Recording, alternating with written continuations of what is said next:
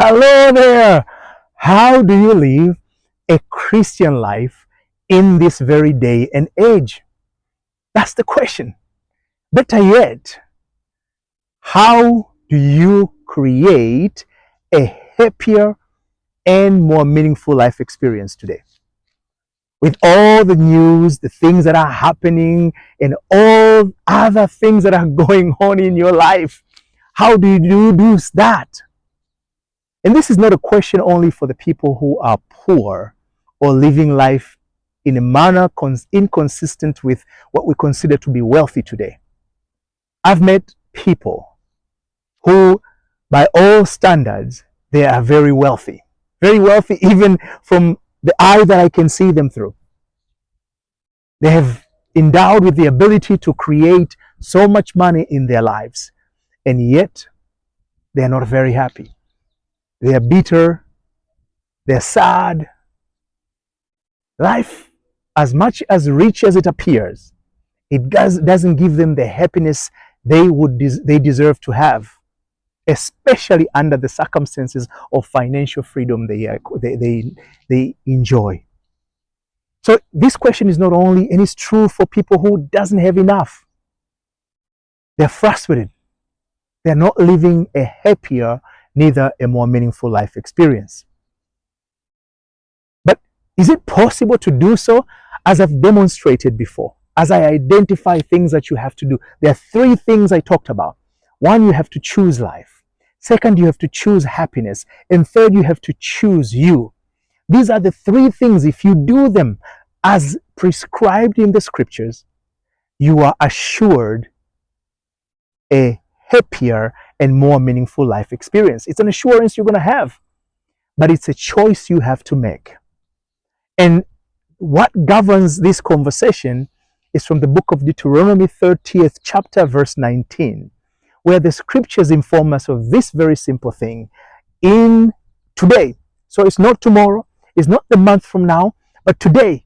And today maybe you don't have anything or that will require such a choice.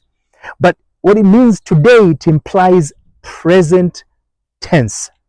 So tomorrow when you are facing a challenge, today becomes that moment of tomorrow when that decision have to be invoked.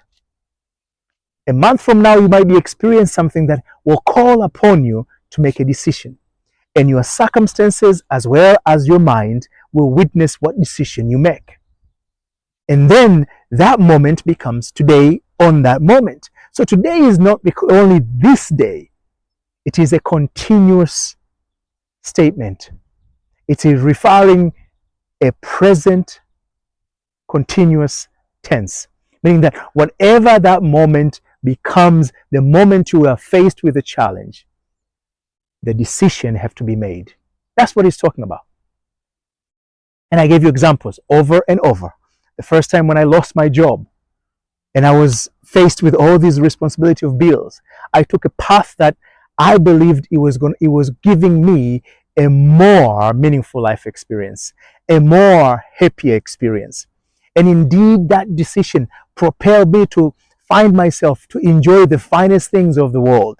I travel the world with my wife and my kids. I enjoy life in a more meaningful manner than I could ever imagine possible before, because of the decision I made, which was to choose life, to choose that idea that embody a concept of progress, continuation, which is to choose life, to choose that which moves you forward.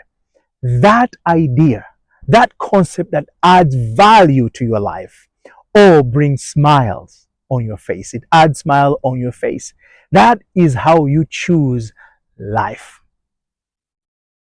On the contrary, when you negotiate with your circumstances, all the scriptures of the world warns about that idea, that decision where you choose to be indifferent. And most of us have made that decision, where you're facing a challenge and you succumb to the circumstances at hand, and you choose to do nothing despite the desire to do something, despite the option. Yes, what tomorrow offers might not be obvious to your eyes, but you can trust on the tomorrow, because doing so, you are choosing life. And when you make that decision, you are assured that a way forward is your way of life. Again, for those who have not met yet, and maybe you missed the other series, other parts on this series, my name is Alpha Mshihiri. I consider myself as a life explorer. What that means is I just go in and excavate or dig into the scriptures and trying to allow the enlightenment within me to be enlightened on its spiritual content. Because the real meat is not on the letters. So you're told those who have meat should come and eat, but if you still want to drink milk, go ahead and continue to enjoy the stories as told in the letters, because in the letters, that's death, but in the spirit, that's where life is.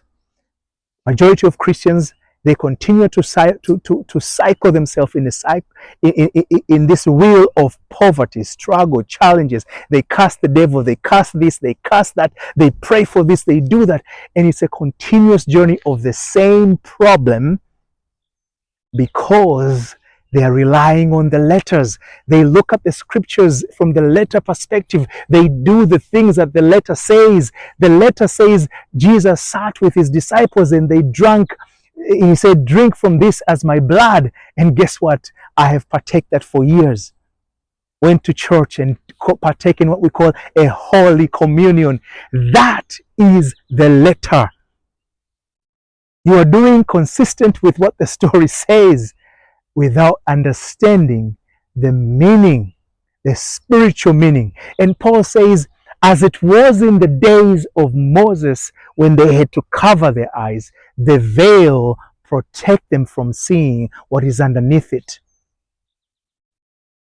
So as we turn into these very scriptures, I want to go through some few things quickly so that we can draw the meat that we're supposed to draw and take a bite on this seasoned, beautiful meat so that it can nurture us and allow us to grow, to expand beyond the circumstances we are facing. It is possible, my brother, it is possible, my sister, for you to be able to experience life in a more happier and meaningful manner. It is possible. It is not a myth, it's not a story, it's not for the elite, it is not for there is no such a thing. It is for each and every one of us. And it is for each and every one of us, regardless of our religious creed, regardless of our religious background, regardless of the dominion that we partake or associate or identify ourselves with. It is a promise for every human being. It's not a promise, actually. It is within each and every one of us. As I have demonstrated before, I've made that choice over and over. And in fact, I used to make that choice before I knew what I'm sharing with you. It was just natural. I was like, I am not going to succumb to the circumstances. I have my kids. I want to be able to show an example to them. It was even bigger when my son one time said, Dad, you are my role model. I'm like, oh, shut. I have to do better every step of the way. This boy is looking up to me. I'm not going to be a battle that he will guide him in the wrong direction. I have to demonstrate to him, regardless of the challenges that we face, I know that we have the ability to grow and be more than that. And I did that.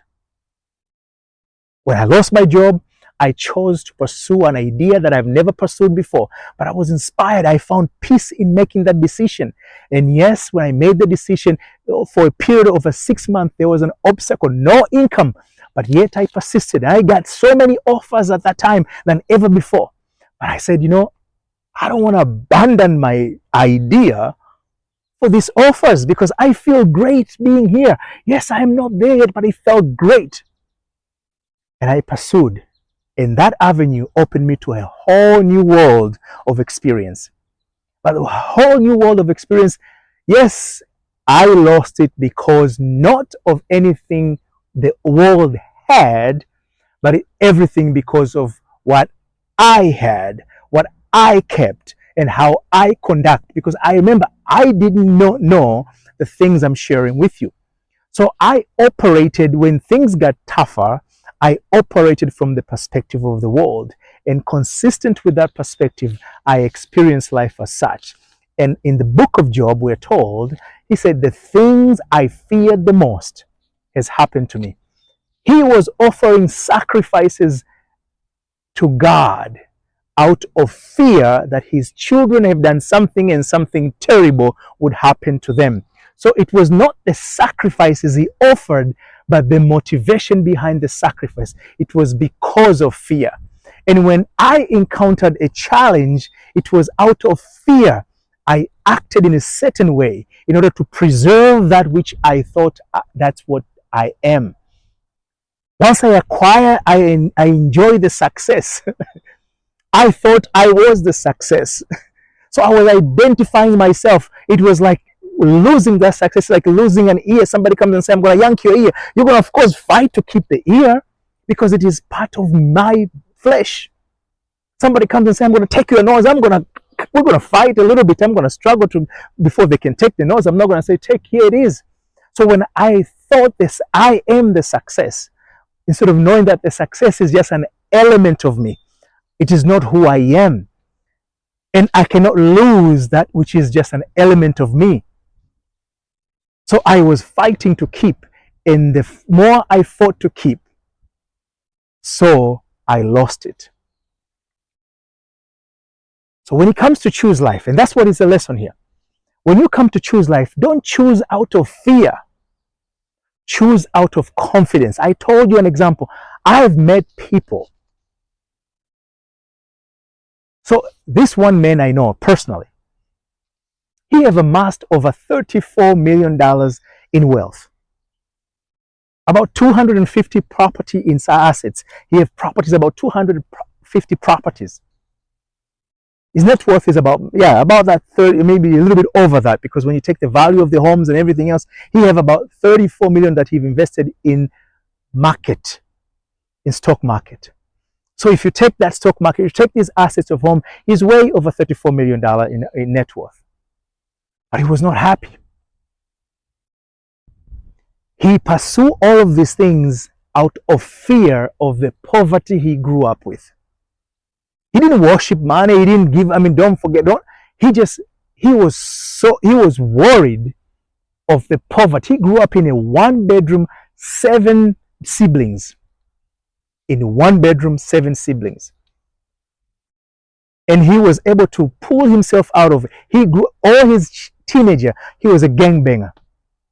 He shoot at people. He did all kind of, you think of nefarious stuff he did. He didn't shoot at somebody directly, but he shot at with his own rivals. They didn't kill each other, but they were shooting at each other. So he'd done all these things. And there he was.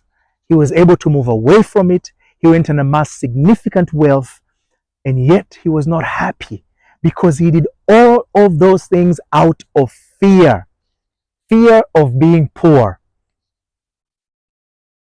When he understood that and embraced that which he has, because what he was as a success had nothing to do as what he was as a poor person, a child who was poor, grew up where parents are poor, and everybody is poor. There are two different individuals. When he understood that, he embraced his newfound wealth. And he started being lighter. And he started enjoying. There was no fear whether I was losing it, because he knew that now, that there's nothing that is lost. He was able to find it. He can find it again. And the same was true for his cousin. The cousin has amassed over $140 million in assets, stock market especially. And yet he couldn't trust the bank. He was not worried that if he put the money in the bank, it would be lost. $140 million, imagine. Yes, he was put them in some investment vehicles, but he kept an investment vehicle that he can always retrieve. He was always cashing out on a regular basis because of fear. You want to tell me that person had happiness? No, he wasn't happier. He might have been happy, but not happier. Neither was he living a meaningful life experience. But it was after realizing that approach would not, no matter how much money you make. And that's what actually I come with this idea that when the people talk about greed, it's not how much wealth you amass. It's not how much more you want to go for. It is the motive behind. Because if you go for that much, because of fear of not having, or because you want to store or you want to demonstrate that you have, that becomes something that equal to greed. Versus when you acquire wealth, when my business reached over $1 million in sales, I did not even recognize it. I was so busy doing business. I didn't even pay. I didn't even know until when it came to tax time, the tax guy said, "Man, you're doing something amazing there." And I said, "What do you mean?" He said, "Man, look at how much money you've made already. You're over $1 million in revenue." And that's when I realized it hit me. But before that, I did not know. And I was just pursuing more. So I was not going out for greed. When you go for more and you are counting each mile as you gain out of fear of where you came from, and you're trying to build more reserve because of fear, reserve itself is not a problem. It's the motive behind that differentiates success, that differentiates happiness, that differentiates a meaningful life or otherwise. So choose life, it simply means you choose something that promotes your interest forward. So today you might be going through something, a challenge that you're experiencing, a difficultness that you are having. That challenge, that difficultness offers an opportunity within itself. An opportunity lies where it says, if I have this, then this will be gone. If the doctor says you're not well and your health is very terrible, or whatever the case might be, you don't need to go to ask a pastor. You need to go and ask anyone else, what is the way forward? Because the way forward is already provided for you. The opposite of the problem is the solution that comes to save you. The opposite, I call the law of opposite. The opposite, without defining the means, I'm not talking about how it's going to be. I'm talking about the opposite of the problem you have is the means, is a solution you want to have. It is the thing that you want to pursue. When I lost the job, the solution was not just making money. The solution was I got to have my own business now. And I had learned something from what I did my last contract, so I'm going to use that knowledge to create a solution. And that became a solution. And when I focused on that solution, the solution was sufficient enough to provide me with great life. It was. Every solution, you saw, for every seed, there is a tree. There is a fruit. That's the rule that was given. We're told in the book of Genesis. For every plant, there was a seed. Yes, it's true. For every plant we see, there is a seed. Guess what?